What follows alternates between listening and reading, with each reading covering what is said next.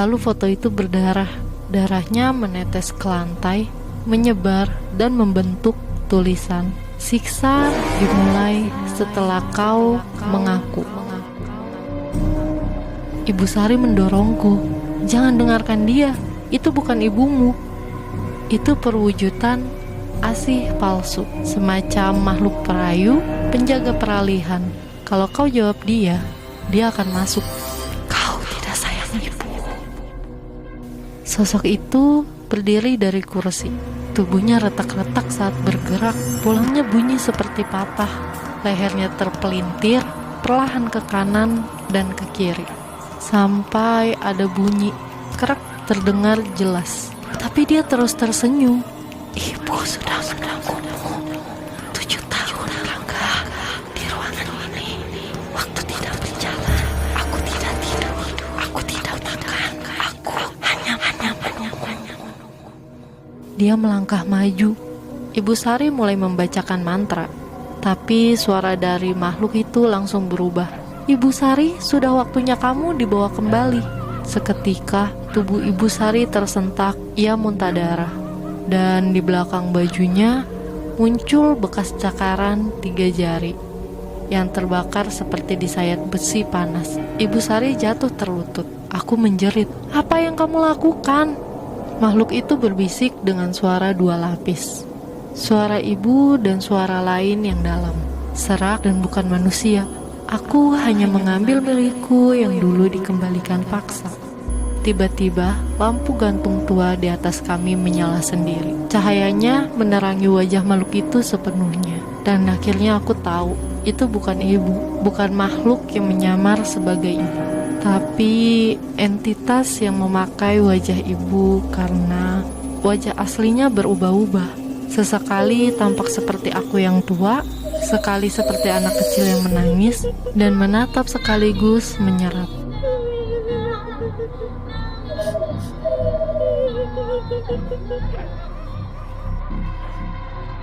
Aku mundur, tanganku menyentuh dinding, tapi dindingnya kini berdenyut seperti daging. Ibu Sari merangkak. Kata Ibu Sari, ada satu cara keluar. Katanya dengan suara pelan, "Harus ada yang tinggal di sini untuk menggantikan sesuatu yang telah dilepaskan." Aku menoleh cepat. "Apa maksudmu?" Tapi sebelum dia menjawab, sosok ibu itu membuka mulutnya lebar-lebar hingga ke dadanya. Di dalamnya ada kegelapan murni, dan dari dalamnya keluar suara tertawaku sendiri. Cermin di belakang kami pecah. Retakannya membentuk lambang segitiga dengan mata di tengah. Dari situ keluar suara-suara. Suara langkah kakiku saat kecil, suara ibuku menangis di malam sebelum ia meninggal. Suara ayahku yang berkata, "Jangan masuk ke ruangan belakang, Rangga, apapun yang terjadi." Dan satu suara baru, "Selamat datang anak tampak asih. Rumah ini mengenal darah kamu." Aku menoleh kepada Ibu Sari. Wajahnya kini pucat, tubuhnya mulai mengering, seperti dihisap dari dalamnya. "Rangga, kamu keturunan pemilik rumah ini. Kamu dipanggil bukan karena kamu penasaran, tapi karena darahmu adalah darah kunci." Aku berlutut di lantai yang kini menjadi lantai daging. Permukaannya lembek, berdenyut pelan seperti jantung. Di bawah telapak tanganku, aku bisa merasakan urat-urat yang bergerak, menjalar naik ke pergelangan tangan. Ibu Sari jatuh, tubuhnya mengering cepat, matanya memutih, tapi sebelum napas terakhirnya, dia berkata dengan napas tercekat, "Darahmu adalah kunci terakhir. Kamu bukan tamu.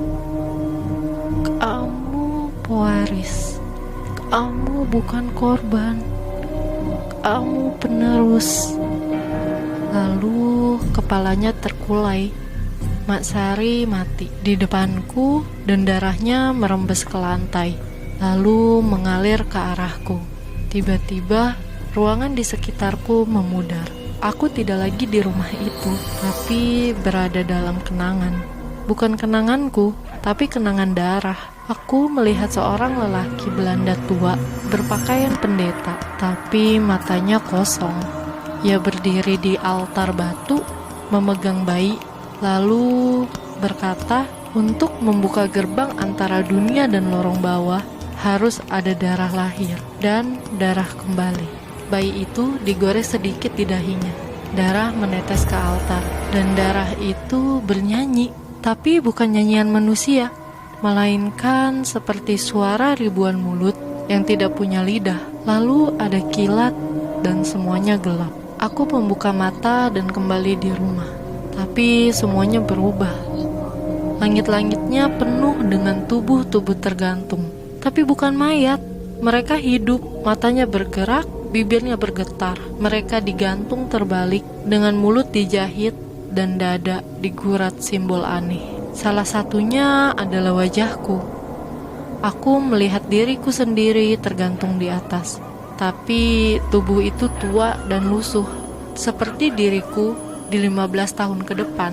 Dia membuka matanya dan berbisik pelan, "Kau akan menjadi aku jika tetap di sini."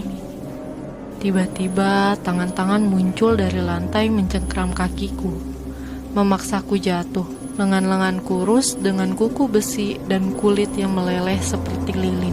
Aku berteriak, tapi suaraku tercekik. Lalu dalam kegelapan lorong, sosok ibu itu kembali. Tapi kini dia lebih besar, tingginya hampir menyentuh langit-langit. Rambutnya seperti akar pohon tua yang hidup, menjulur ke segala arah. Dan mulutnya lebar, robek sampai ke telinga. Dia berbisik, "Darahmu sudah dipanggil, dagingmu tetap di sini, tapi jiwamu akan dikirim ke dalam." "Ke dalam apa?" tanyaku lirih. Dia tersenyum, mulutnya terbuka, dan dari dalam terdengar suara bayi menangis. Suara bayi itu adalah suaraku sendiri. Tiba-tiba tembok rumah itu mulai membuka. Bukan retak, bukan runtuh, tapi melipat, seperti kulit yang dikuliti dari dalam. Di balik tembok itu ada koridor tanpa cahaya, tanpa waktu, tanpa ujung. Aku didorong ke sana. "Masuk!"